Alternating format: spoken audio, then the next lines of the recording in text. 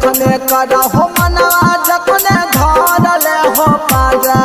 Operation करा दा राजा फिर मारत रही माजा ऑपरेशन करा दा राजा फिर मारत रही माजा रोजे रोजे रातिया में पी के अब हो गांजा हजी रोजे रोजे रातिया में पी के अब हो गांजा ऑपरेशन करा दा राजा फिर मारत रही माजा ऑपरेशन करा दा राजा फिर मारत रही माजा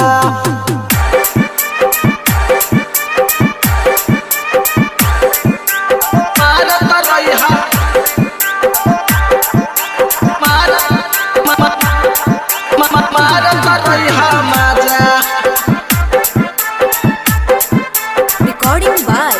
Guide Music Asthawa. एको दिन हो बहको नहीं सैया बरदा सजी हमर चीजवा रोजे रोजे कर दे हो ना सजी कर दे हो ना सजी एको दिन हो बहको नहीं सैया बरदा सजी हमर चीजवा रोजे रोजे कर दे हो ना सजी मन जा हमर बात ऐसन दाना तू साजा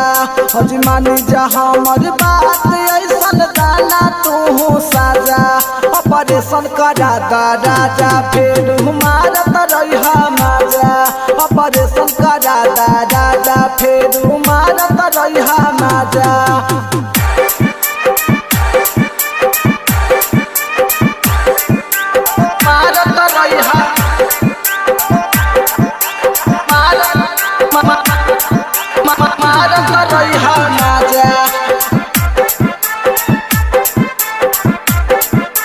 Recording by Guide Music Asthawa. नाक के नथिया काना के झुमका देला सैया तूर जी ओहे जगहिया रोजे रोजे देवेला तू रोजी देवेला तू रोजी नाक के नथिया काना के झुमका देला सैया तूर जी ओहे जगहिया रोजे रोजे देवेला तू रोजी हजी अंकित बाबू बच्चा तो ना माल फिर ताजा हजी अंकित बाबू बच्चा तो ना माल फिर ताजा ऑपरेशन करा दा राजा फिर मारत रही माजा